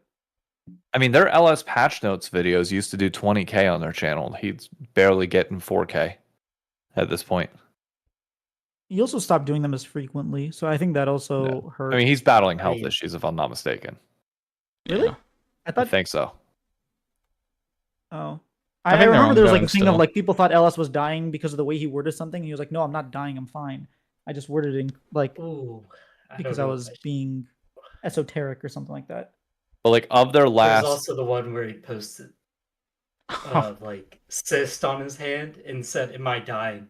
yeah, like that's asked the people one. if he should go to the emergency room, and it was a cyst on his hand, and I was like, I ain't got nothing to say, bro. Poor guy. I feel like he's always battling with like I love when they had him on Power Spike, and every week Dom would be like, I had like 3 hours of sleep today. I'm feeling super energized, and like I got to watch Yeah. Vayner games, and then Ellis is like, I ran to the hospital because I couldn't move my arms, and they had to do like a spinal rectomy, and Yeah. like it was about a normal week for me.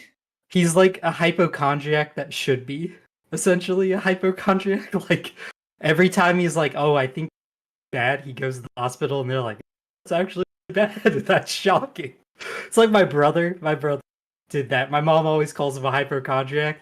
He goes to the hospital, and they figure out he has a like genetic spine disease. I mean, he can still walk and everything, but she was just like, I always thought he was just a complainer. And I'm like, oh my gosh. Okay, move on to the That's final one, really-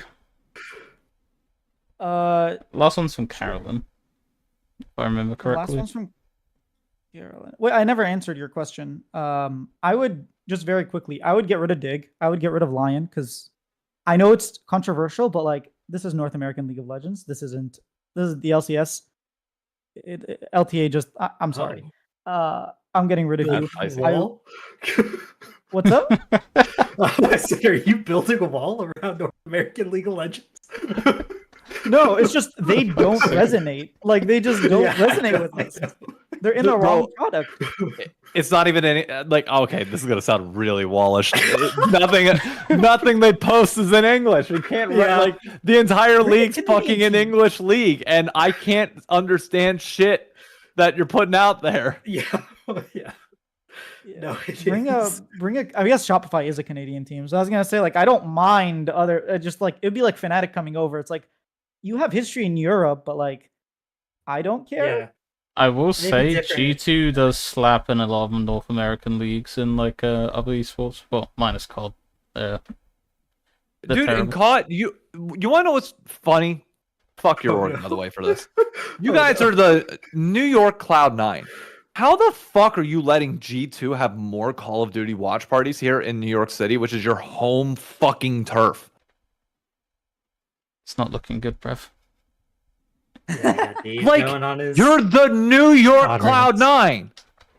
How am I seeing every other weekend when Call of Duty's on, hey, G2 watch party at OS. Hey, G2 watch party at OS. Hey, G2 watch party at OS. Bro, they're the Minnesota team. What's happening here? That goes to show that these orgs do not give a flying fuck about the location thing at all. I mean, the most New York thing I've seen about C9 is that we use like that promotional subway thing where the players were doing their like photos on them. That's as far as we went, and like the style was kind of in like the subline as like text. Yeah. Imagine that you was- took that money for watch parties instead. Oh, we're doing them so we can host the Kia Champions Arena where our players play with inflatables on their heads. Oh dear. And that actually That is links the into second- the question. That's what I was segueing Yeah. into. Carolyn says, I'd be interested in your thoughts on the C9 versus TL ARAM show match. It kind of sucks that it happened between the two teams that played. Like, I wish they would have done it a week earlier to, like, sort of hype up the match that comes the next week, or done it versus FlyQuest or something. It's just a little weird Yeah. that you just beat a team 2-0 and then played a show match. That is mid-week content. That's not game day shit. It's not. Yeah. Like, when are we going to get this idea through our fucking skulls in this esport that you don't have to cram everything before or after broadcast, right after matches themselves? That's when you do the show match. Dude, weekday content would go great because that's the one thing we're fucking missing. Like, the whole media cycle of sports is like, especially football and like the sports that play on weekends like we do and we model ourselves after. You play your games, and your weekdays for the first half are summaries of the week prior, and the second half are build up afterwards. And you build content around that so it gets people excited to watch the games. We don't fucking do that. Like, teams But don't Dave do did. it. Or like, oh, I can't. We can't turn on the lights in the studio on a weekday. Yeah. We don't have the budget for that. Yeah. I mean, that's actually though probably why. And it was just, I don't think I can even more reiterate how bad of an idea it was. I mean, right after what we all thought was a pointless series that ended up meaning something, but I thought was the show match originally. I was like, this pointless series will be kind of for fun. We'll have a good time. And then you come later to learn, oh, that actually was an important series, and the show match is a for fun. So Just do it I at think the the TL worst part facility. is- Like, they have 10 computers. Just do it The at TL worst- facility on a Wednesday. The worst part is this was for a C9 content piece. Why Dang. can we not? Like I understand one, like C9. Okay. I think C9 is smart utilizing Riot to have it in the broadcast. To be honest with you, Yeah. but why are we having that over a best of one between C9 and FlyQuest to decide the first seed? Mhm. Not only that, Yeah. I need to address Juby's comment in the chat. He said, Here. because otherwise there'd be like 300 viewers. We all start off somewhere. I don't know how many times I need to beat this point into people's fucking heads at this point. This is nothing on you, Juby. I'm not trying to attack you in the comments. I'm just saying, like, in general, this has been one of my biggest frustrations with like content and people as a whole. You are going to start off with no views. I posted on YouTube for a year and a half, never hitting 1,000 views once. I struggled to get over 100. And now I'm able to consistently get 1,000 views per video. Same thing for TikTok. I posted I'd hit 300 view jail for a year and a half before things started picking up. And once they start snowballing, they start snowballing. But you have to start somewhere. You have to get a small base and let that grow and let it foster. And hopefully you get help along the way. Hopefully people can come and shine a spotlight on your content, help you grow, reach out, like you get accepted into the wider community as a whole. Like, you need those types of things. And you need to basically, especially in today's era of content, be on 24/7. We are in the Twitch stream era of content where everybody is live all the time. You can't afford to go dark for 5 days between product, especially when you have no carryover with players playing or orgs posting consistent content or anything else like that. Like, you have to post content. C9, great example of doing good content throughout. Like, they've been consistent with things. Do they get the most amount of viewership? No. But they're also the only ones doing anything like that. Besides C9, I've output more content than every other org in North America combined. That's inexcusable. Period. And I'm not getting paid to do this shit. They are. I'd imagine Cloud's probably close to that number too. Not this split, at least. This year, yes, but not this split. I just haven't gotten any interviews. It's like, it's been really rough. Like, I guess. Have you been applying? Every single day, every single team. And they cut back on the number of interviews? For me personally, I mean, NA is still getting them. I don't see anyone else getting NA interviews, to be honest.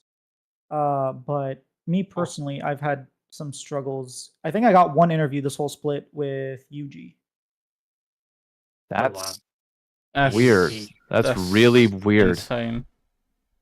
I suspect it's something to do with the teams, to be honest. Because last Well, yeah, split, it the wasn't teams like approve this. everything. So Yeah, We I have a new suspect downfall indicator. the teams just aren't doing it. Yeah. Blacklisted by the team that gets blacklisted. Well, no, I'm blacklisted by Flagpost. That part. Oh, I know. sure. But every other Wait, team. you you're- are? What?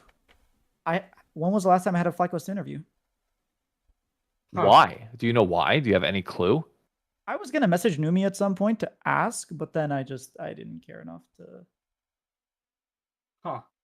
That's Well, this Yeah. is about to be our 2024 whole summer segment. was the last time I next got an interview crossover. We just got a content. I don't know for sure. I'll ask Numi. I was gonna ask until next year. I was gonna be like, hey, all of 2025 and 2024 summer, I haven't gotten anything. Yeah. I just want to make sure I didn't do anything wrong. Is there something I can like fix, or is there do the players just not like me? Does like Oh, you probably said something honest. something on Honesty is usually what. Maybe I told Busio that they were gonna lose to FlyQuest. I think that's probably what it was. now welcome to my world, brother. Yeah. Welcome to almost the did. world. Welcome to the world of realizing that you're probably better off making content on your own than trying to figure it out with the players. That's a big motivation. If for this they podcast. want it, they can come to you. And the moment they realize that, great. But Cloud's like the last interview hub I have left because Travis I- Caster has forsaken us. I mean, I hate to say it, but like the only interview content that I see, there's actually one other person that's getting interviews. Drew. Mhm. He's starting to get That them. is I've been true. seeing clips of his And- all and- the time. Does Inaman do videos? No, No. No, just was the gonna written say, version. 'cause comfortable with Cloud is video. literally the only interviews I watch because I can't read. So I just stick with your stuff. And that's about it. So Yeah, I would love to post. I just haven't like gotten any since MSI. yeah, that's so. fair. What the? That's so weird. That's kind of insane to me. Yeah, And it's not like they're posting interviews themselves. Like if they were interviewing their own players and they wanted to keep everything in house, fucking fine. You know what? You do you. If that's your content angle, go ahead. But like C9 can say that, but like besides C9, can anyone really say that? I entirely, if C9 denied every interview ever, I would kind of get it, because like they have their own platform that everybody talks on and they all streams. Like, what do they need to do an interview for? You can save those interviews for like really like big moments. Like, for example, say they qualify for Worlds. You do a 5-part series where Meteos or Anero sits down with every individual player and does like a 15-20 minute interview.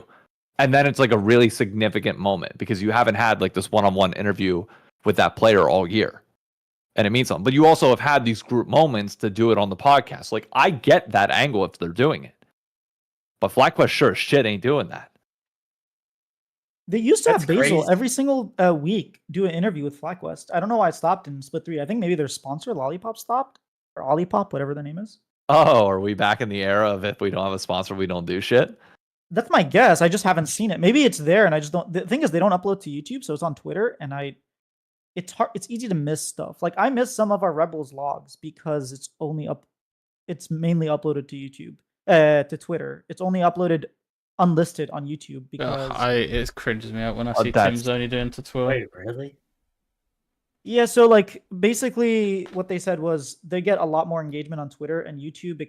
They feel like it's pushing down their other content, so they don't want to post it to YouTube unless it starts picking up a little bit more. And so because we asked for it, I think Carolyn and I both asked.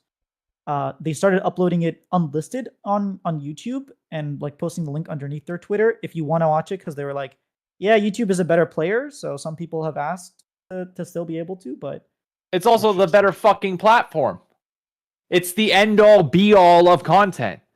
You want to know who Disney, who Hulu, who every Netflix, every fucking platform lists on their competitors as like, hey, you know who has the most streaming VOD hours of any platform in the world? YouTube.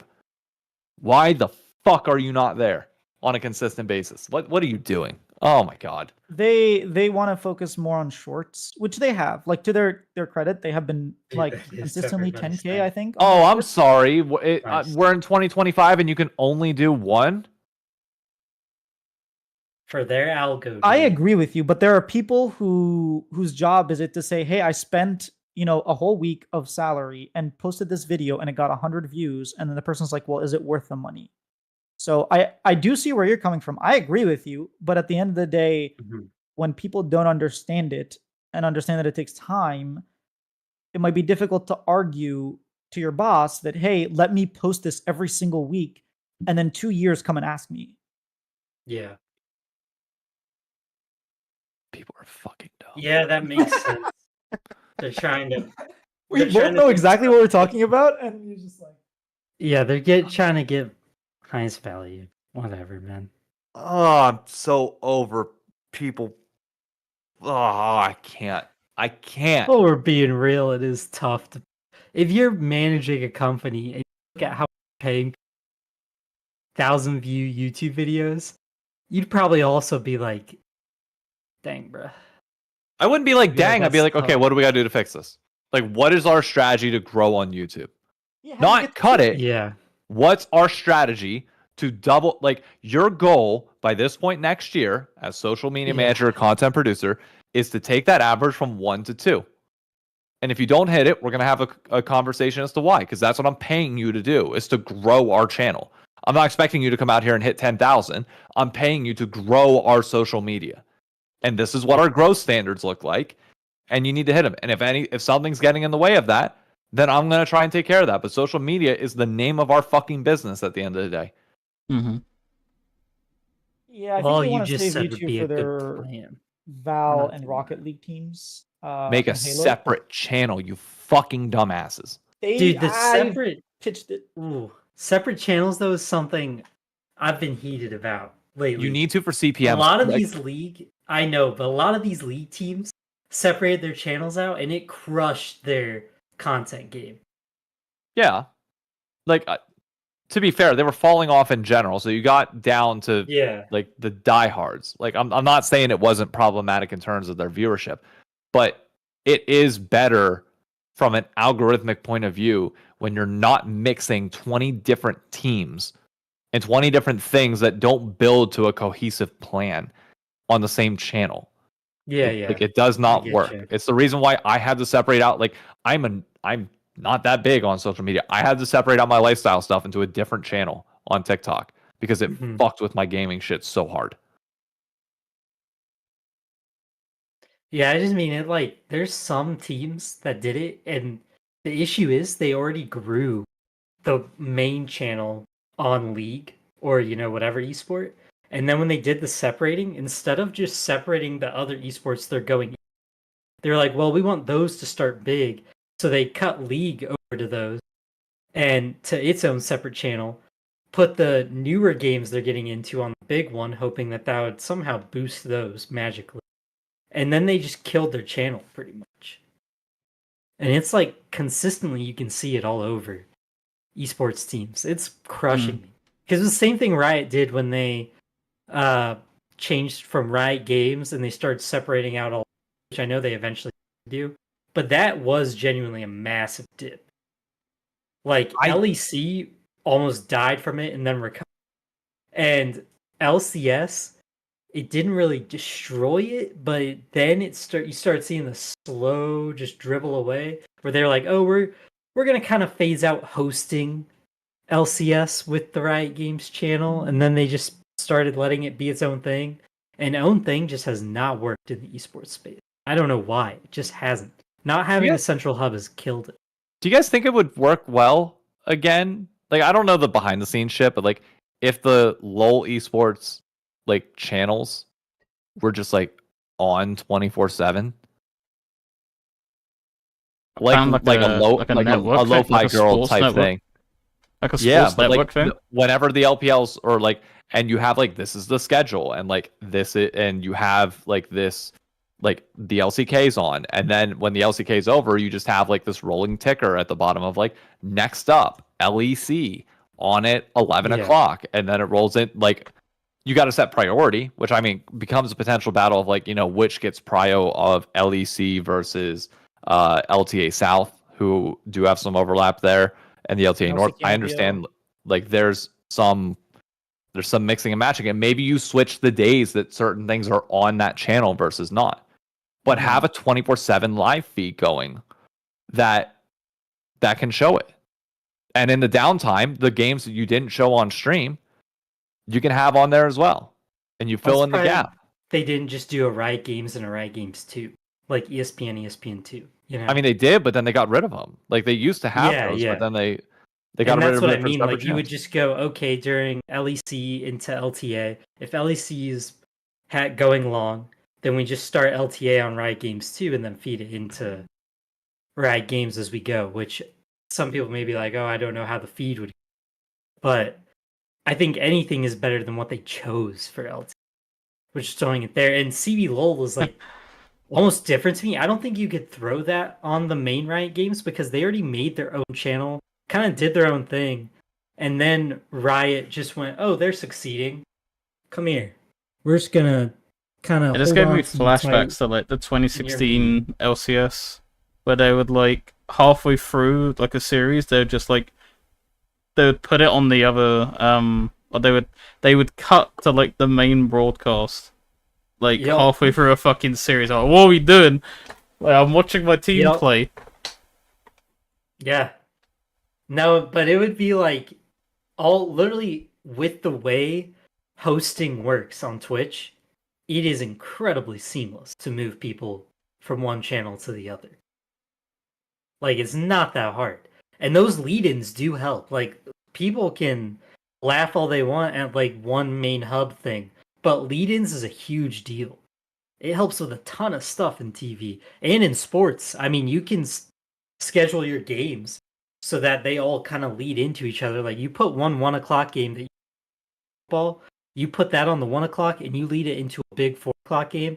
That's how you get those 4 o'clock games that go absolutely bonkers. And people are like, why is the NFL so popular? And it's like, because there's a mastermind up there scheduling this stuff out.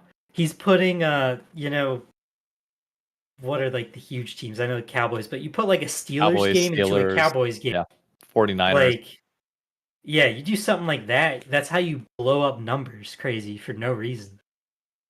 But I know that's way too complicated what I just said for the league space. Yeah, I don't think it is. And with LCK and LPL, it would be too much work. I don't think it is. Too much overlap with Riot Games 1 and 2. And that was working too well, to be honest. It was growing way too well. When it was the #1 followed channel on Twitch, that was too big. We needed to delegate that out, separate it, and break it down so that we really had them split up and make sure that there was as little claim to fame as possible. We needed them to be smaller. You don't want them to be big. And you don't want to tell people, we're the most followed channel on Twitch. Like, that's just too easy for marketing. You know what would be really big? if everybody What? watching were to subscribe to David and the Crossover Podcast, thank you so much for coming on. I know Marn has to probably go to sleep soon. It's like in the middle of the night. I have scrims that I need to go practice for because I am trying to do AAL. And I really appreciate y'all coming on and just chatting. And Well, when is you two gonna face off? When's your teams? I'm just planting a seed and then I'm gonna go. wait, What? which teams? You Shopify mean and our, No, no, Cloud. the NLR Cloud. versus. Oh, we're your in team. different leagues. We're in different leagues. That's fine. If we want to have a scrim match one of these times, we can actually make it work So on is like a night. so is Shopify and we're all C9, flexible. but we still have to play. Ooh. Just wait. Just you wait. Ooh. When you don't make it to Worlds, you'll be talking. All right, yeah, we can. You'll be sitting here right next to me. I ain't letting you finish with that shit. You'll be sitting here right here with me. Yeah, you guys are a little bit favorites. But yeah, we can do a show match for sure. Nah, we'll win. Maybe we could lead into like more of a team show match too. I think we talked about it at the beginning of the year as well. So we could try some cool stuff. Okay, I say one final thing. Of course. Yeah. Go Dogs. Martin, I know I heard your bit of like, oh, after 100 Thieves is gone, David's going nowhere but Team Liquid. Like that's such like the obvious choice. Oh, I'll yeah. tell you I said right it. now, blanketly. No, he said it as well. Really? I Both remember names. this. I remember this Hey, he has Clearly. receipts. because he said like I've acknowledged it's not going to be C9 from the jump, but I will honest to God tell you right now, and the Esports World Cup made me like kind of key me into this. I want somebody that's focus is like trying to grow North American League back. And if your attention is split between too many places, then that is going to dock points for me. I have legitimately not figured out where I'm going to go yet at all. I can honestly say there was a point in time 3 months ago where I would have told you, yeah, I was probably leaning towards Team Liquid. But I'm not. That's come back to reality. And I'm not leaning anywhere right now. Honestly, from what I've seen from most teams at this point, nobody's shown me anything to believe that I can be a fan of any of the existing teams in the ecosystem, barring T1. But obviously, I want to pick a North American team. So nobody, like, I'm just putting this out there for anybody in case they see it. Nobody's done a good job of showing me why I should be a fan of your team right now. Granted, I'm still partially attached to 100 Thieves, but there ain't nobody that's open right now other than C9 because fuck them. Yeah, He's the gonna one be a team, TL fan. you can't be a fan of. He will 100% be a TL fan. They got that Disney stuff. They'll just bring it back to bring Dave in. That Pull could out an get- old brand deal. That- You'll have that to, bro, can you Marvel- imagine having to email your HR every Oh be damn! like, can I talk about this? I'm still waiting on the response on the T1 stuff. I don't know yet. Dang. Wow. Yeah, legal's Okay. taking their time on this one. Wow. They're probably sitting there like, what is he talking about? Oh, I had- I'll stop that joke right No, there. What is a T1? The question that was asked me, they're like, "How did you learn about this?" I was like, "I'm online." What do you Yeah. mean? How did I learn about it? What's your relationship to like? And they're asking like, "What's your specific relationship with Joe Marsh?" And I was like, "Here we go." So start typing out like the full Yeah. explanation of everything. I was like, "I don't know. You tell me whether this is okay or not to talk about." Yeah. I mean, they're. I'll pause. You got any? That's closing probably words, not Paul? joke for you. No. I mean, just Anything? go Dogs. Screw Florida. Go Heels. Where are you ranked right Love now? Carolina. Go fuck yourself. Number 5, baby. We got some perfect bullets and material. You know that's all we need. See you November 1st. We survived, everybody. It's back. It's like this. Well, I lied. It's not back. One more weekend. This is the last weekend. All we gotta do is watch more League of Legends. That actually counts. And then college football is right there. We can hold it. We can feel it. It's in our hands. We've made it back. I know this is like what we do on the crossover. I talk much about and then we talk about League. But I just want to remind everyone we've survived. We've survived the crappy League games that don't count for anything unless they do in the PDF that we can't read and nobody has access to. And thank you guys for hosting. Yeah, thank you. Had to get you Mark, on no. before 100 Thieves faded out, so Oh yeah. we never he even actually got to showed face. up. We never got to face 100 Thieves. barring they actually win, but we never even actually got our teams to face off one last time. Nope. Yep. We'll have The a last good time was in March. discussion. Holy crap! In the best of Yeah. one. Do you know what's Yeah. really What you funny? guys played? We haven't fucking beat them this year. You guys were You in know our what group, those we had two Fly losses Quest. are this year? Those 2 losses this year are to 100 Thieves. Wow. And that's how we're gonna fucking go out too. Or we're not even gonna exist, and you have no chance to prove The it. 20 and 2 is the 100 Thieves. Fucking hell. You know that KSI meme where he's going, no, no, no, no. Yeah. Yes, yeah, Yeah. like that was it was reversed. It was like, or no, sorry, KSI is going yes, yes, and then no. Yeah. That was you the moment that 100 Thieves lost and you thought you were gonna get that best of 3 between 100 T and C9. And then the second you saw Lion beating TL, I was like, no, no, no, fuck, damn it. I mean, I wanted FlyQuest. Just to face a good Even team. Fly Quest wanted Cloud9. It was sad. They said they were gonna pick us. No, I mean, they never wouldn't have were been gonna able be to. pick. They were always going to be first seed, so they never. were gonna Yeah. Okay, our crew is getting riled. Yeah. They're getting All right, Nancy. thank We're you supposed to everybody be for, doing a again team. Yes. for doing the podcast. It's been a lot of fun. It's always a blast, and yeah, hopefully we do more of these because didn't realize how much fun it was. Yep. Yeah. We will. Pleasure. This was really fun. My co-streaming idea sounds pretty good after this one. That's all I'm saying. Oh my god.